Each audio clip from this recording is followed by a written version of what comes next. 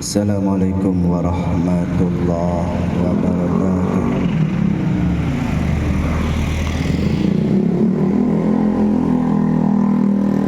Assalamualaikum warahmatullahi wabarakatuh. Waalaikumsalam warahmatullahi wabarakatuh. Assalatu wassalamu ala asrafil anbiya'i wal mursalin wa ala alihi wa ashabihi ajma'in, amma ba'du. Alhamdulillah, puji syukur pertama dan yang paling utama marilah kita panjatkan atas kehadirat Allah Subhanahu wa ta'ala, atas segala limpahan nikmat dan karunia-Nya. Salawat teriring salam tak lupa kita sanjungkan kepada junjungan kita Nabi Agung, Nabi mulia Rasul Muhammad sallallahu alaihi wa alihi wasallam, yang kita nantikan syafaatnya di hari yaumil kiamah nanti. Allahumma amin. Yang saya hormati para alim ulama, para kiai, para guru, para ustadz, para tokoh masyarakat, hadirin yang hadir jamaah rahimakumullah. Mudah-mudahan kita semua di sini dimuliakan oleh Allah Subhanahu wa taala. Allahumma amin. Meningkat waktu. A'udzu billahi minasy syaithanir rajim. Bismillahirrahmanirrahim. Wa ta'adzana rabbukum la in syakartum la azidannakum wa la in kafartum inna 'adzabi lasadid. Rabbi shrah li sadri wa yassir li amri wahlul 'uqdatam min lisani yafqahu qawli.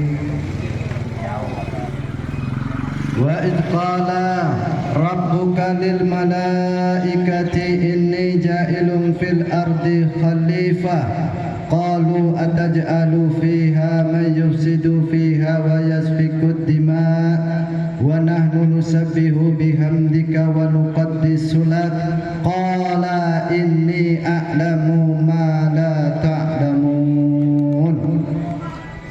Surah Al-Baqarah ayat 30. Semangat juga ya. Allahumma sholli ala sayyidina Muhammad. Oh ya, ini cek do kesel iki, tapi semangatnya luar biasa. Tendo-tendo di TPS wis rapih Pak nggih ya. Alhamdulillah, ini semangatnya. Amplopnya kencang ya. Amplopnya kencang. Sing entuk amplop Bisa dewe ya. sing ora ya sabar. Tapi alhamdulillah, ini semangatnya Majelis An-Nur dalam bertolabul ilmi, bermuajahah itu masya Allah. Ini bisa dijadikan contoh. Ya. Kesel masih menyempatkan waktu untuk bertolabul ilmi, untuk mendoakan almarhum almarhumah, anggota keluarga kita, saudara kita semuanya. Itu luar biasa. Wingi do nyoblos kabeh ora? Alhamdulillah, sing ora ya mulih nyoblos nang omah yo. Ora, sahar aja. Alhamdulillah, nggih tetap semangat. Namanya kompetisi juga nggih. Ana sing menang, ana sing kalah. Itu sudah pasti. Karena mau diambil salah satu. Wa idz qala rabbuka lil malaikati inni ja'ilun fil ardi khalifah. Ki Gusti Allah dhisik ngomong karo para malaikat. Duwe rencana. Ning ngomong sik karo para malaikat bahwa aku akan menciptakan makhluk yang nanti aku tempatkan di muka bumi, dan makhluk itu menjadi khalifah, menjadi penguasa di muka bumi. menjadi penguasa, menjadi pimpinan di muka bumi. Karena dulu bumi ini isinya jin sebelum manusia. Jadi manusia itu makhluk kedua setelah jin.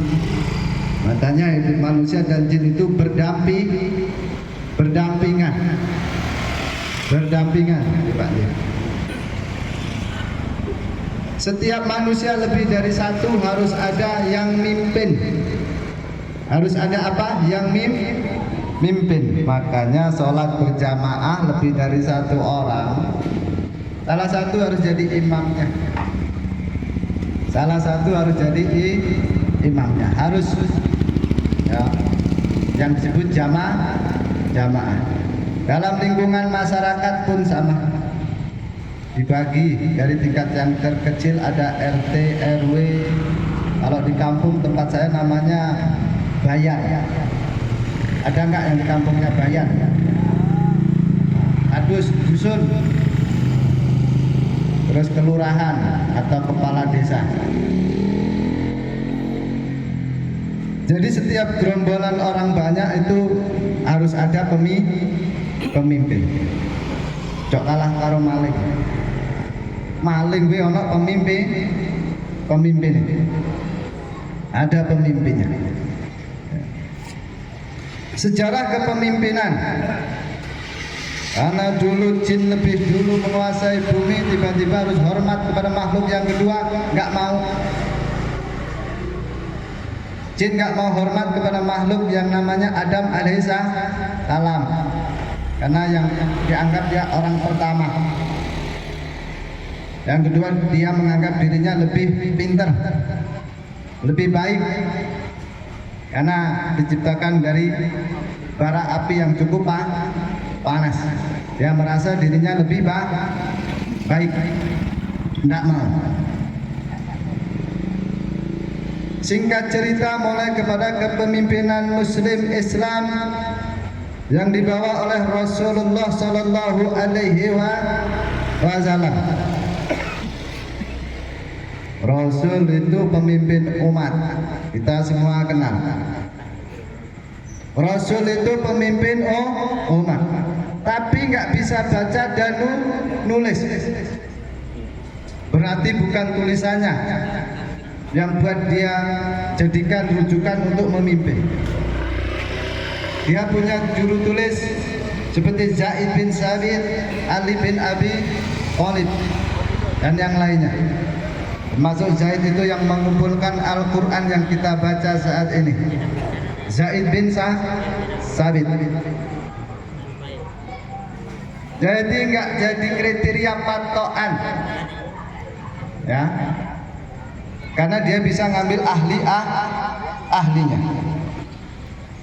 Rasul memilih panglima perangnya untuk memimpin perang, orang-orang pilihan. Makanya orang hebat itu lihat siapa yang mengelilingi, siapa konco-koncone, siapa orang-orang di sekelilingnya. Rasul dikelilingi Abu Bakar, hartawan yang dermawan. Utsman bin Affan, Abdurrahman bin Auf, itu hartawan yang dermawan, yang menopang setiap kegiatan Rasulullah, entah itu di dalam perekonomian maupun di dalam peperangan. Abu Bakar, Utsman, Abdurrahman bin Auf ini tidak segan-segan memberikan hartanya, bendanya untuk perjuangan Rasulullah. Jadi pemimpin itu harus punya orang-orang hartawan yang dermawan, yang menopang setiap perjuangan. Setelah Rasulullah sakit di usia tuanya, Rasul menginginkan Abu Bakar untuk menjadi imam sholat. Siti Aisyah maupun anak beliau Fatimah Az-Zahra membisikkan kepada telinga Rasulullah, wahai Rasulullah, kalau Abu Bakar ngimamin sholat, mimpin umat, gak sanggup. Abu Bakar cengeng, Abu Bakar dikit-dikit nangis, Abu Bakar dikit-dikit apa? Nangis. Kata Siti Aisyah maupun Siti Fatimah Az-Zahra, putri Nabi. Apa jawab Nabi? Minggir kalian perempuan-perempuan Yusuf, perempuan-perempuan penggoda. Berkali-kali, enggak sekali, Siti Aisyah maupun Fatimah membisikkan kepada Rasulullah, jangan Abu Bakar yang mengimami sholat karena lemah, dianggap lemah oleh putri beliau maupun istri beliau. Tapi Rasul tetap ngotot, perintahkan Abu Bakar untuk ngimamin sholat. Ada yang berani udah. Tetap Abu Bakar. Karena orang yang imannya kuat, takwanya kuat, memang orangnya banyak menangis. Tapi di hadapan Allah Subhanahu wa Ta'ala nangisnya. Ya, nangisnya di hadapan Allah di atas sejadah, di tempat sujud teteskan air mata, ya Allah, mengadu, bermunajat kepada Allah Subhanahu wa Ta'ala. Ini Abu Bakar. Ini Abu Bakar. Sampai akhirnya Rasulullah wafat.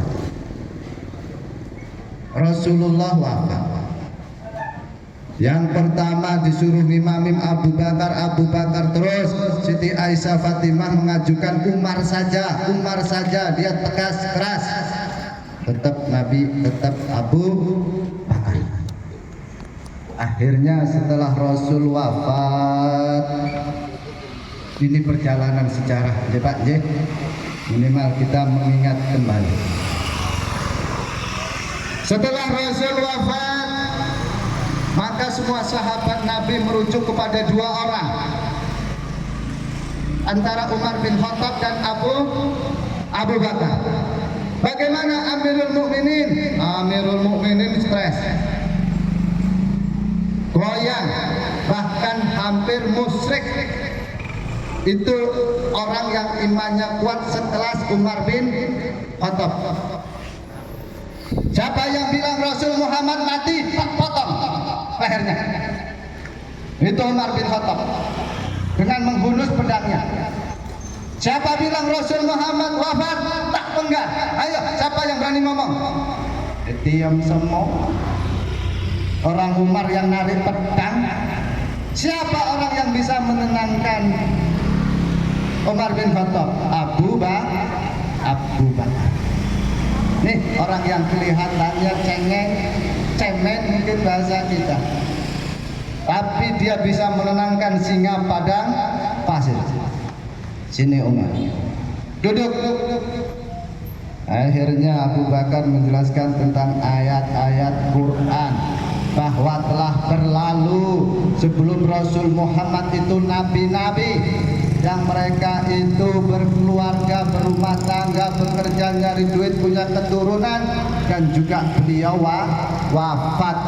Begitu pula Rasul Muhammad sallallahu alaihi wasallam, dia manusia biasa yang dimuliakan, diangkat oleh Allah Subhanahu wa Ta'ala, dan dia pun akan wafat. Umar nangis bersimpuh di bawahnya Abu Bakar As-Siddiq dan langsung berbaiat kepada Abu Bakar.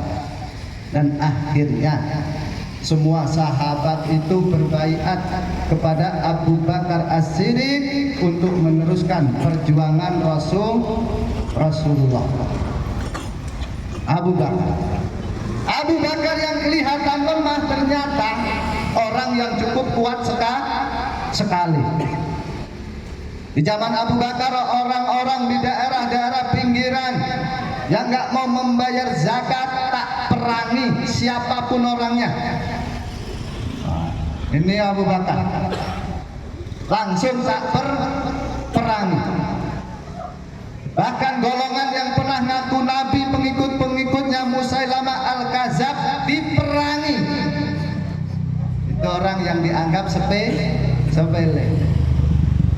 Abu Bakar As-Siddiq. Siddiq ini nama gelarnya. Nama orang tuanya itu Abu Quhaffah. Tapi gelarnya itu lebih trending topik daripada orang tuanya. Abu Bakar As-Siddiq diperangi demi tegaknya sebuah hukum. Itu Abu Bakar. Singkat cerita, di usia tuanya Abu Bakar As-Siddiq sakit-sakitan. Sebelum wafat Abu Bakar nunjuk Umar bin Khattab. Umar bin Khattab ini orang yang ditunjuk. Kalau dulu Orde Lama itu ditunjuk ya, di parlemen sana yang nunjuk orang sana. Ya kayak sekarang langsung ya. Sana yang ngikutin Abu Bakar ditunjuk ya. Umar teruskan. Akhirnya kekhalifahan setelah Abu Bakar wafat langsung berganti kepada Umar bin Khattab. Jadi Umar bin Khattab ini menjadi khalifah yang berapa? Kedua. Yang kedua Umar bin Khattab. Ini cara mimpinya beda dengan Abu Bakar. Kalau Umar seorang diri itu bisa menegakkan hukum. Abu Bakar enggak. Dia dengan orang-orang ahlinya. Ada sebuah kisah masjidnya rumahnya orang Yahudi mau digusur. Dia mengadu kepada Umar. Karena mau digusur, mau dibuat masjid sama orang Muslim. Dia mengadu kepada Umar. Umar hanya memberikan pipihan tulang yang gepeng dan digaris dengan pedangnya, seret. Kasihkan sama gubernur yang ada di wilayah Anda. Tanpa suara, tanpa bahasa, pedangnya doang, seret. Lalu diberikan kepada gubernur itu, langsung paham. Oh iya, kami nggak jadi gusur tanpa keikhlasan, tanpa izin. Walaupun akhirnya setelah itu dia mengikhlaskan tempatnya untuk digantikan, dialihkan di tempat yang lain, dan tempat itu dibangun sebuah masjid. Karena lihat keikhlasan orang Muslim. Jadi Muslim itu memang berkembang biak karena rahmatan lil alamin, kasih sayang. Itu Umar bin Khattab. Sampai dia di depan para gubernur, di depan para pejabat pemerintahan, dia mengatakan seperti ini. Kalau pejabat negara korup, berkhianat, nggak usah orang lain. Pedangku yang akan menghakimi. Pedangnya akan menjadi hakim. Umar bin Khattab, saiki ojo. Kadang ada adil. Itu gaya-gaya Umar bin Khattab. Lalu suatu malam Umar bin Khattab sholat, tiba-tiba ditombak dari belakang. Umar bin Khattab di sela-sela mau wafatnya, dia nggak berani nunjuk. Umar nggak berani nunjuk, tetapi ngomong sama sahabat-sahabat yang ada di situ, kalian berkumpul, kalian musyawarah. Siapa yang akan meneruskan kekhalifahan ini? Nah, itulah demokrasi. Jadi boleh dengan pemilihan. Akhirnya dipilih, dari sahabat memilih Utsman bin Affan. Sahabat Nabi juga, mantu juga. Utsman bin Affan ini mantu Rasulullah, bahkan 2 kali. Kalau Sayyidina Ali sekali. Jadi Utsman ini jadi mantunya Rasulullah 2 kali. Akhirnya Utsman bin Affan masuk menjadi khalifah yang ketiga. Yang ketiga. Nah ini estafetnya. Setelah Utsman bin Affan jadi khalifah, dia memasukkan orang-orang terdekatnya, saudara-saudaranya, keluarganya. Kalau bahasa sekarang nepotisme. Boleh nggak nepotisme? Oleh. Selama itu dalam kebaikan. Karena apa? Karena ada pihak sebelah pada waktu itu untuk memperkuat kekhalifahan kepemimpinan Utsman bin Affan. Dia harus nyari orang-orang yang bisa dipercaya. Nah, orang yang dipercaya itu adalah orang dekat pada waktu itu, kondisi pada waktu itu. Akhirnya Utsman memimpin. Tidak lama juga, karena sudah mulai konflik. Sebagian orang yang menginginkan Sayyidina Ali bin Abi Thalib yang seharusnya menurut pengikut-pengikutnya Sayyidina Ali yang jadi khalifah. Tapi Ali legowo, tidak mau. Sampai akhirnya di waktu yang gak panjang itu, sekitar berapa tahun, terbunuhlah Utsman bin Affan terbunuh. 2 sudah terbunuh, Umar bin Khattab dan Utsman bin Affan. Akhirnya terpecah belahlah kaum muslimin. Satu ingin menuntut pembelaan, keadilan atas terbunuhnya Sayyidina Utsman yang dipimpin oleh Siti Aisyah radhiyallahu anha, di-backup oleh Muawiyah bin Abu Sufyan. Muawiyah bin Abu Sufyan ini ahli tata negara, ahli birokrasi, sekelas Umar bin Khattab, juga juru tulisnya Nabi, orang intelektual. Muawiyah bin Abu Sufyan baik ingin Siti Aisyah yang ingin menuntut atas wafatnya Utsman bin Affan. Sayyidina Ali pada waktu itu yang meneruskan kekhalifahan bingung Pak. Kalau tak lepas ini digebukin, dia juga punya kelompok, ntar kelompoknya pasti nggak terima. Kalau tak simpen dikira aku melindungi. Bingung Ali. Ali didesak terus. Akhirnya muncul golongan yang keluar. Kalau begini dua-duanya harus dibunuh, Muawiyah maupun Ali bin Abi Thalib, oleh kelompok yang namanya Al-Khawarij. Akhirnya disusunlah rencana untuk membunuh Abu Sufyan, Muawiyah bin Abu Sufyan dan Ali bin Abi Thalib. Akhirnya Muawiyah bin Abu Sufyan bisa selamat, tapi Sayyidina Ali bin Abi Thalib terbunuh.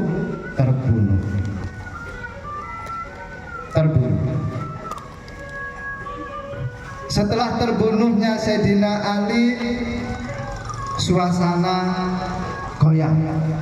Makanya kita ahlu sunnah wal jamaah, kekhalifahan itu cuma nyampe 4. Kita sering tawasul nyampe 4 ya. Abu Bakar As-Siddiq, Umar bin Khattab, Utsman bin Affan, Ali bin Abi Thalib. Waktu itu setelah Ali wafat, kekuasaan dipegang oleh Muawiyah dengan syarat 1 tahun kemudian kalau Sayyidina Hasan sudah besar, sudah mampu mimpin, akan dikembalikan. Kondisi Muslim makin ruwet. Setelah berjelang waktu lama, Muawiyah tidak memberikan, malah ngangkat putranya yang disebut Yazid bin Muawiyah. Yazid bin Muawiyah. Sayyidina Hasan pengen nuntut hak orang tuanya, diracun, apa? Karena Sayyidina Hasan wafat, Husain nggak mau. Adalah aku nggak mau rebutan masalah negara, masalah kepemimpinan. Aku mau pulang kampung saja. Makanya nggak bawa senjata bersama keluarga besarnya pulang, tapi dihadang di padang Karbala. Di padang Karbala ini nggak bawa senjata, habis. Itu terjadi pada tanggal 10 Muharram. Cucu Rasulullah dan keturunan-keturunannya habis. Sayyidina Husain kepalanya dipenggal, tancepin ke tombak atau pedang, ditenteng, Pak. Sangat menyedihkan, sedih, Pak. Ini Yazid bin Muawiyah. Maka setelah itu kepemimpinan Islam nggak ada. Mulai saat itu berdirilah yang namanya kerajaan Islam atau daulah. Bikinlah daulah di setiap wilayah yang nanti kepemimpinan diteruskan kepada anak cucunya. Makanya ada daulah Abbasiyah atau Bani Abbasiyah, daulah Fatimiyah, daulah Utsmaniyah, ya, atau kerajaan Islam. Kenapa pelajaran yang akan kita petik dari masalah ini, Pak?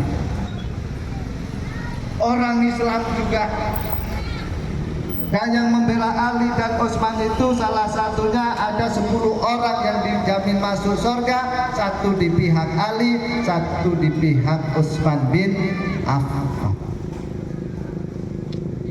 Hanya Allah yang tahu. Ini ujian keimanan bagi kaum muslimin. Betapa dahsyatnya yang namanya kekuasaan. Tapi tanpa kekuasaan, tanpa pemerintahan, orang yang banyak ini juga akan kebingungan, Pak. Kita punya mobil nggak ada supirnya, ya nongkrongin mobil saja. Makanya setiap ada kumpulan orang banyak harus ada namanya ketua atau wakil ketua atau pimpinan wilayah.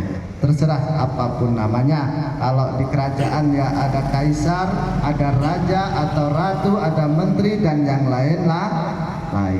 Karena itu bagian daripada market system yang ada di dunia.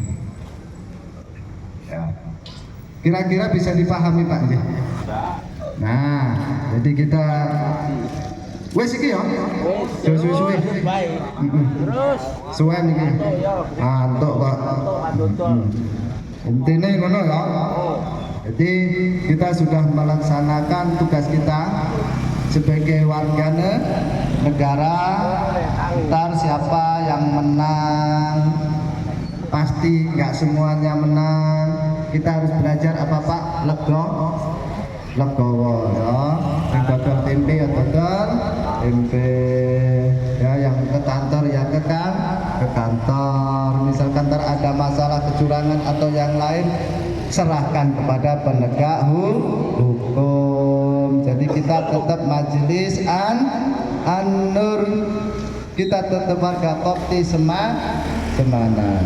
Kiranya itu saja, ada kurang dan lebihnya saya memberikan pintu maaf yang sebesar-besarnya. Billahi taufik wal hidayah.